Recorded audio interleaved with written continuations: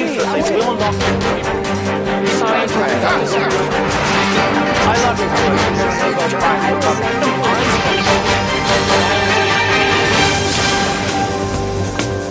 Hello and welcome to Crosstalk, where all things are considered. I'm Peter LaBelle. If Joe McCarthy were alive today, he would easily recognize the witch hunt hysteria consuming Washington. Blaming Russia is targeting Donald Trump. The outcome of this is dangerously unclear.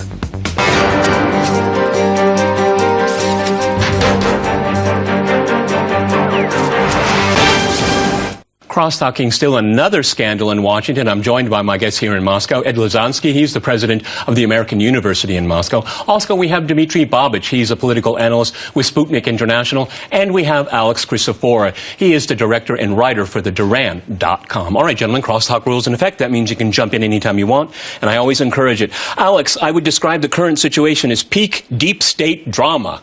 Because President Trump has made some very serious allegations that he and his campaign were wiretapped by the Obama administration, and particularly at the last few weeks of the Obama administration, we see an intensification of looking at associates associated with Donald Trump. This is a showdown. This is a major showdown. It was a bombshell, and I think no one expected Trump to take it to Twitter. I mean, he took the battle straight via social media to the people. He blasted a couple of tweets out that Trump Tower was indeed wiretapped by former President Barack Obama. Drudge picked it up. Breitbart did investigative journalism and reported on it. They put a whole timeline out as to how this all went down and how Obama purposely set the table to tap Trump and for the 16, 17 intelligence agencies to really disperse the leaks to the media. So this was a huge bombshell story that went down this weekend. President Trump has the power to declassify these intelligence reports. We don't know if he has done that. He may have done it. But, Dima, this is putting on stage now a dramatic showdown, okay? He's got to back up his words here.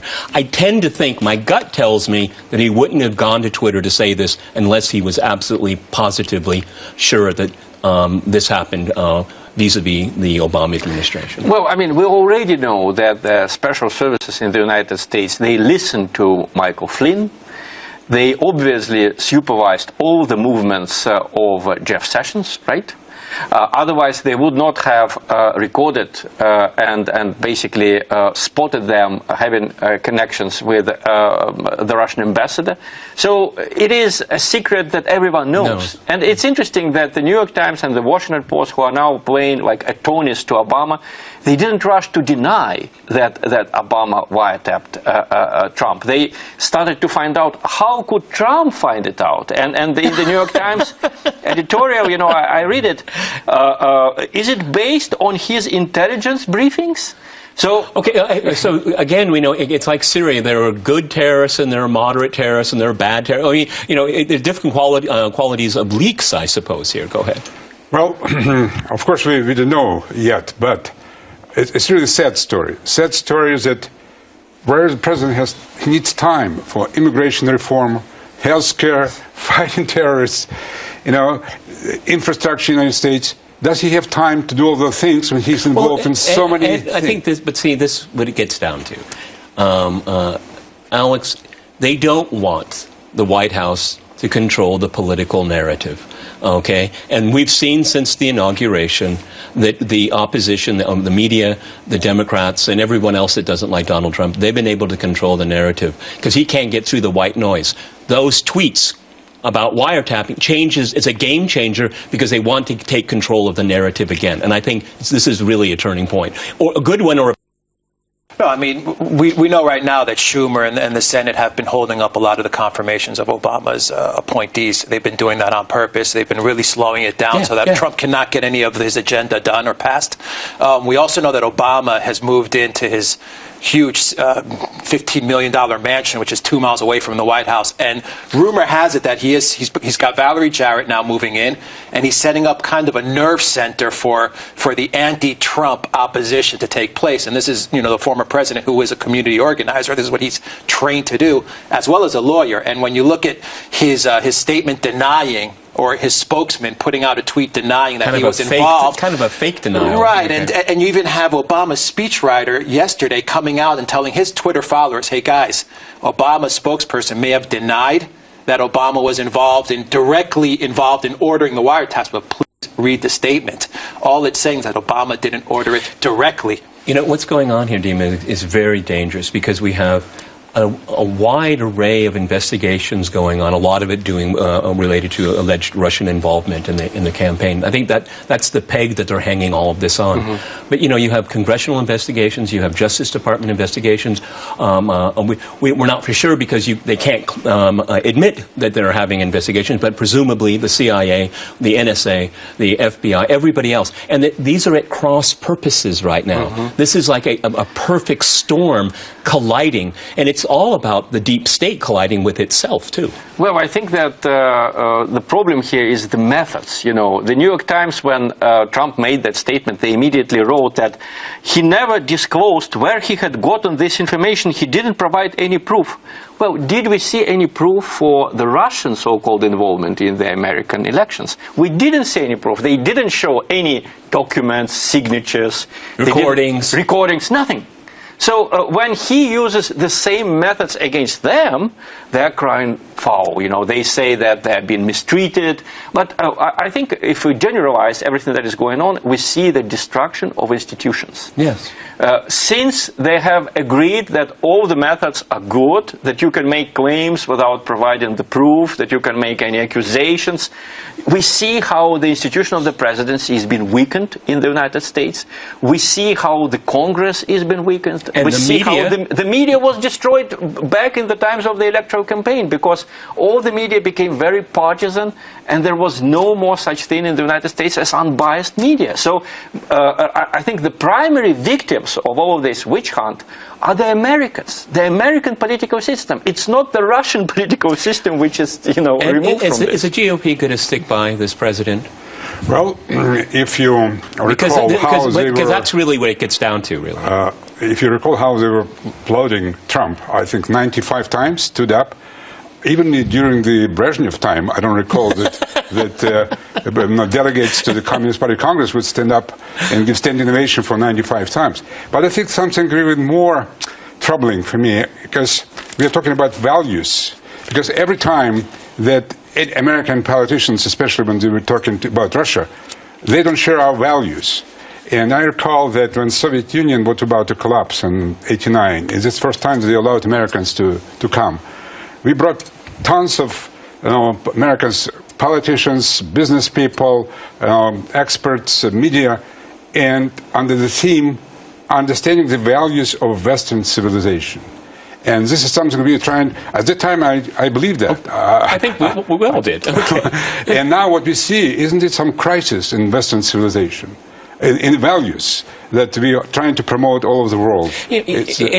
Alex, it's a really good point that Ed brings up here, because they're willing to win power, they're willing to destroy the system in the process, because that's exactly what's happening. And I think the Russian narrative, to me, is a smokescreen, really, and it's covering up the real story of Obama's addiction to wiretap requests. These are physical things. FISA requests. The FISA requests are physical things that you can trace here. All this other innuendos and rumors, that is something ever since the Russian narrative was brought up, we have not seen one shred of evidence at all. And can we not also agree that Obama does have a history of wiretapping just about everybody?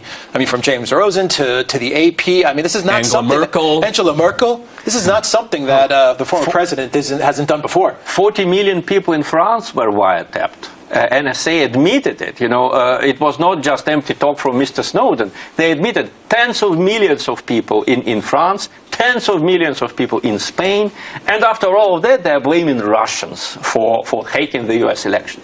But I think Ed is right here. It's a crisis of the Western civilization, and the Russophobia was, I would say, the beginning of it. You know, it's like the beginning of a chain reaction. It's easy to digest because people have been conditioned for generations. You know that, Ed. Generations, people have been prepared to accept the very worst from Russia and Let's Russians. look how it all worked. First, there was just this desire of Mr. Obama and before him George Bush the Jr. to put Russia to its place, okay? They decided to use all sorts of methods, supporting dictators like Saakashvili or Poroshenko in the near abroad, in the Russian near abroad, opposing Russia on all fronts in the Middle East, supporting the radical Sunni activists against Mr. Assad and against Iran. And little by little, these methods came to the United States and they started to destroy the United States. So it's a chain reaction, and I don't know what the end of it will be, because every next stage is more dangerous than the previous one. It's a lot like toothpaste. You can get the paste out, but you never can put it back in. I'm really worried about that, Ed. Well, I believe in Trump. I still believe. Remember, on this program many times, I probably one of the few you were people scorned, and every time you've come on since then, I pointed it out that you and Gilbert Doctorow were the only two guests that came on Crosstalk that got it right. So you got your fair share of praise. Yes, I still believe in him. I think that he performs miracles. All his election and ended up in the White House, it was a miracle. Because if you recall, even in the morning on November 8th, I don't think that maybe 5 people believe that he will end up in the White House. So maybe he will have something that, and maybe this is the point. Now what happened, maybe this is the breaking point. This is the breaking point. Alex, I'm betting that Steve Bannon is all over this, okay? Go on the offensive. That's what he was probably saying. Yeah, absolutely. And I think the fact that Breitbart did such good investigative journalism on it is case in point. I also think the fact that you have Drudge on your side. The Drudge Report is a site that has 1.7 billion page views a month. So Trump is not entirely alone. He does have some media power behind him, but it's a very unorthodox type of media power. It's not the New York Times. It's not the Washington Post. It's alternative media. It's Twitter. But his unorthodox way is what got him elected. Exactly. Gentlemen, I'm going to jump in here. We're going to go to a short break, and after that short break, we'll continue our discussion on the most recent scandal in Washington. Stay with Art.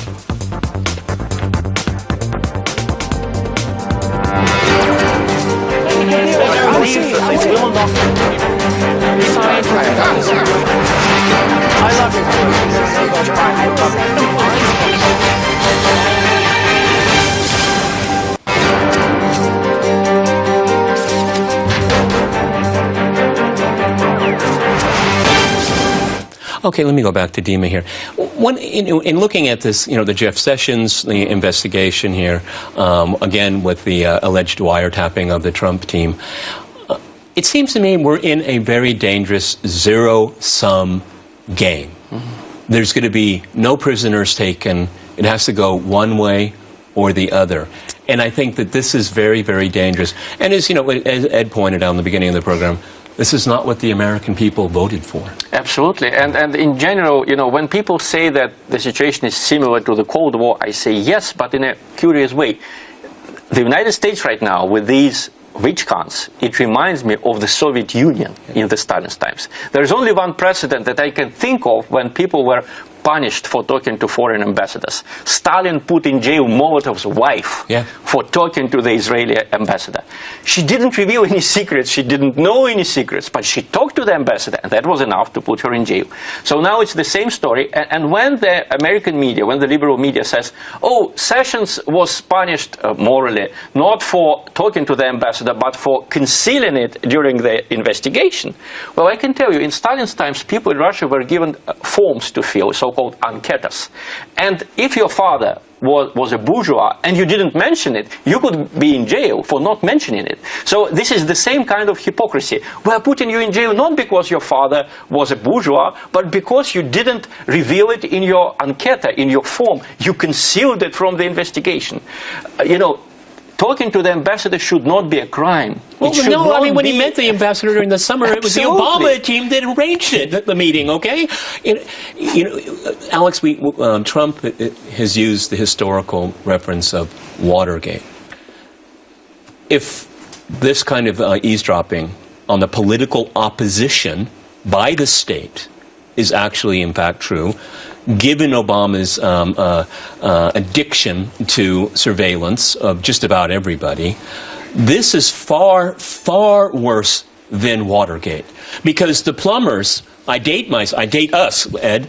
You know, Nixon had the plumbers because the CIA and the FBI wouldn't do his dirty work for him. He had to hire the people in, and they were literally in the basement of the White House here. This is far, far worse than anything related to Watergate. You are exactly right. And actually, Alexander Mercouris did a great piece on this in the Duran.com, and he covered this perfectly. And he's hitting that point that this is much worse than Watergate because of the fact that you actually have the intelligence community colluding with Obama to wiretap a candidate for the U.S. presidency.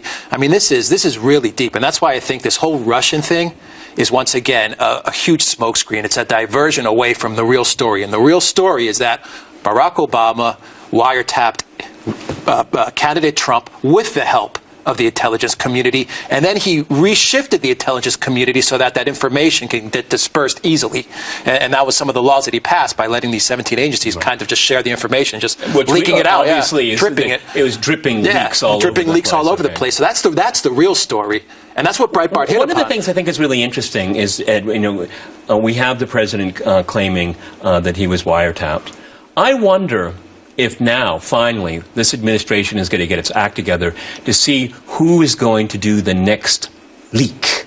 Because now they're watching very, very carefully. And this is the biggest problem here, is he doesn't have a White House that's under control, it's understaffed, and there are obviously people there that are not loyal to the president. Yeah, I think I saw reports that he is now doing this, at least ordering this process to begin. But what's also interesting that so far, FBI, NSA didn't offer any comments. They said no comments. This is, I think, good sign for Trump. Because if they would deny it, then, of course, the story will be different. Obama is denying, or his surrogates are denying. But FBI or NSA, they say we have no comment. This is, I think, for Trump, it's a good sign. You know, Dima, what I've mentioned before on this program is that the kind of tensions that are building up right now, Washington, both political parties, the media, they got the American people terribly wrong in this election cycle, terribly wrong. And I still think they do.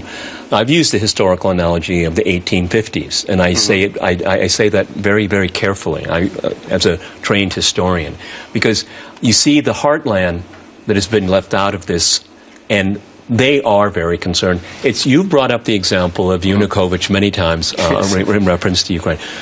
But, you know, that was their president in the East, the Donbass. Yanukovych was their president. In the heartland of America, Donald Trump is their president. And I think that by denying him his legitimacy and trying to take him out, because there are a number of scenarios, but this is an open affront to the voters. The American people should understand that what has been done to them now is something that their leaders did in their name to other nations. You know, the language that was used by the enemies of Yanukovych in relation to Donbass before the Maidan, it was terrible. You know, they were called subhumans. They were actually called a basket of deplorables, in other words, you know. And this was 30 or 40% of the articles in the so-called liberal media in Ukraine. So in the same way, the so-called Rust Belt, you know, the basket of deplorables in the industrial states, they are now treated in the same way as the American-backed media in Ukraine treated the east of the country. And in France right now, see how the candidacy of François Fillon is being destroyed, literally.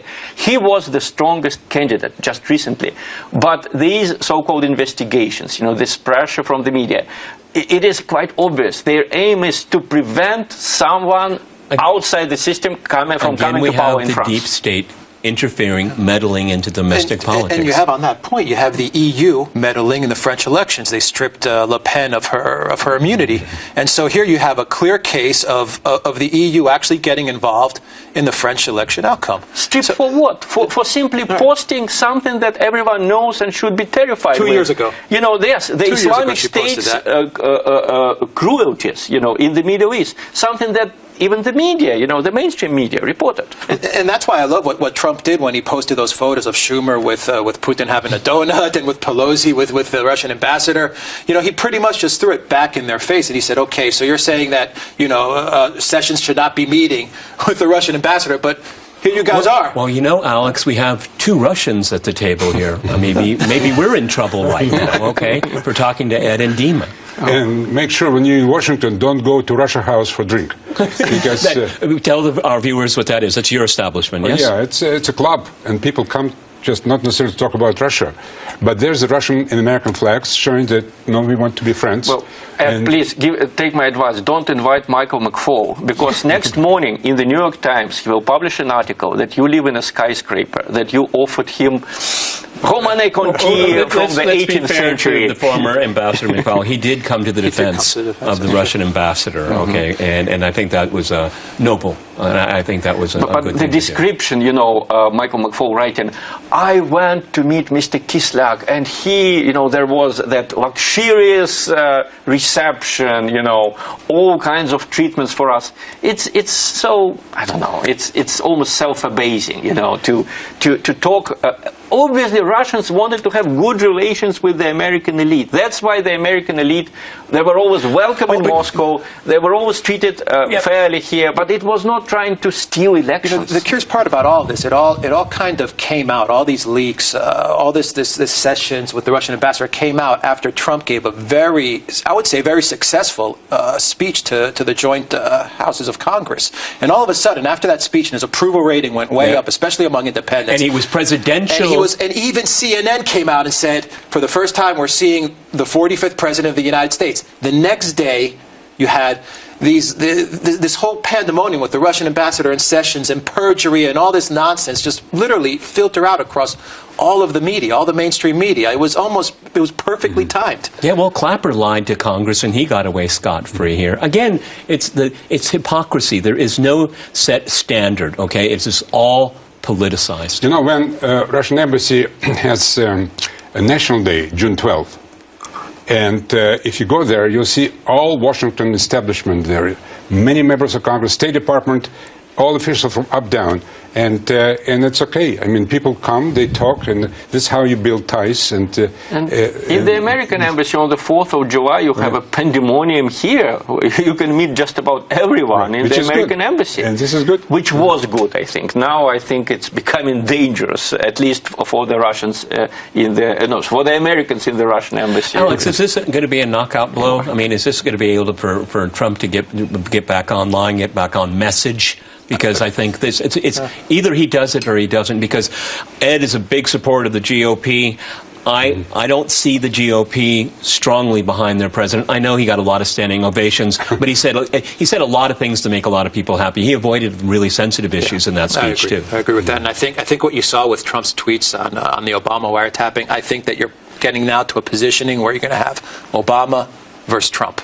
And I think that's how the way he wants it, and that's the way it should be. That's how he's setting the table. Obama against Trump. And there, I think the GOP is going to have to make some hard choices because there's no love lost for Obama on the GOP side. So I think Trump is trying to take back the narrative. I think you're exactly right. I think Bannon is a person behind this telling him go on the offensive. I think Obama should have just really literally packed his bags and moved out of the city. Staying in the city is unprecedented. Meddling in the new administration here, we've never seen anything like it at all. He has to go to Chicago because he should fix Chicago. How many 4,000 murders? I mean, no. He has to go there and go back and do some work for his community. This is what he's doing. Dima, 30 seconds here. How does the Russian government look at all of this? Just bewilderment?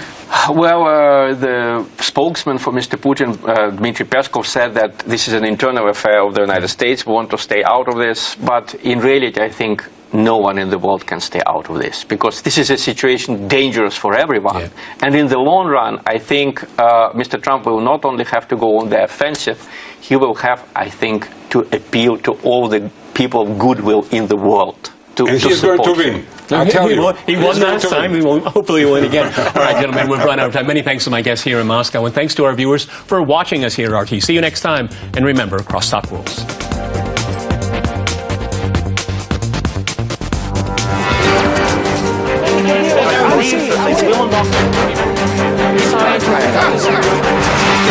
I love you.